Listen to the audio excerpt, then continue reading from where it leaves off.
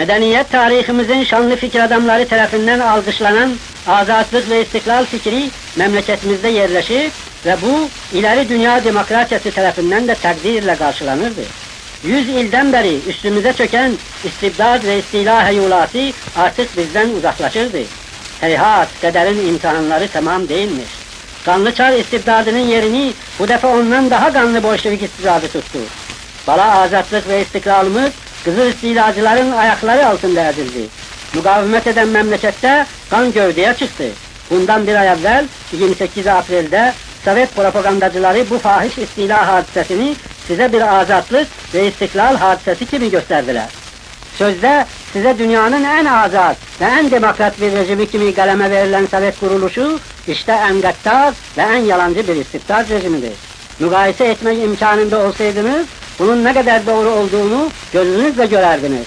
Azadlığınızı elinizden alan hakikatten korkmurlarsa demir perdeni kaldırsınlar, azatlık ilan etsinler. Edebilmezler çünkü ağla kara meydana çıkar.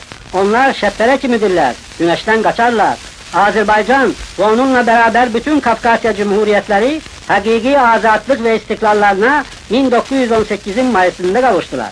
1920'de ise bu azatlık ve istiklal Kızıl Rus ordusu tarafından üstün kuvvetlerle, kanla ve ateşle bastırıldı. Facialar ve kahramanlarla dolu olan mücadelede 10 binlerle vatandaş şehit oldu. 1920 istilasına karşı 1918 istiklal hakkını müdafaa eden Kafkasya milletleri indi 33 yıldır ki muhtelif vasıtalarla mücadele edirler. Zaman zaman dramatik şekiller alınan bu mücadelede vaktiyle yalancı komünist şiarlarına aldanan yol azmış bazı vatandaşlar bile bugün hakiki milletçiler ve vatanperestler cephesine geçmişlerdir. Yabancı istilası üzerine ecnebi memleketlere sığınmış olan Kafkasya emigrantları milli istiklal davasını medeni dünya efkar-ı umumiyetine anlatmaktadırlar. Bu vazifeni ifade ne kimi müşküllere uğradığımızdan burada bahsetmenin yeri değildir. Bu kadar demek lazımdır ki Sovyetlerde komünist rejimine düşen milletlerin her cüre hak ve hukuktan mehrum kullardan ibaret cemiyetler haline geldiğini azad dünyaya anlatmak çok kolay olmamıştır. Şükür ki hadiseler bize kömek edir. Dünya Sovyet hakikatini görmeye başlıyor. 8 yıldan beri harbi bitirmiş iken sülhe kavuşabilmeyen dünya artık meseleni anlıyor. Bilir ki azatlık ve insan haklarını inkar eden komünistler müezzem bir devlet halinde ayakta durdukça ve dünya ingılabı ateşiyle yandırma için körlük çektikçe yeryüzünde hiçbir zaman sülh ve asayiş kurulabilmeyecektir. Azatlık cahanşumul bir fikirdir. Bir tek esir insan, bir tek esir millet vaki kaldıkça dünya hakiki azatlık ve emniyet yüzü görebilmez. 1918 Mayıs'ındaki tarihi kararlarıyla azatlık seven Birleşmiş Milletler cephesinde yer alan Kafkasya milletlerinin mukadderatları, azad milletlerin mukadderatlarıyla bağlanmıştır. Rusya'dan ayrılmanın bir irtica, başkalarından ayrılmanın ise bir inkılap olduğunu söyleyen Sovyet diktatörü Stalin ölmüştür.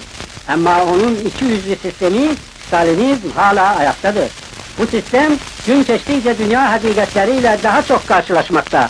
Hakkıyla batıl, yalanla doğru yüz yüze gelmektedir.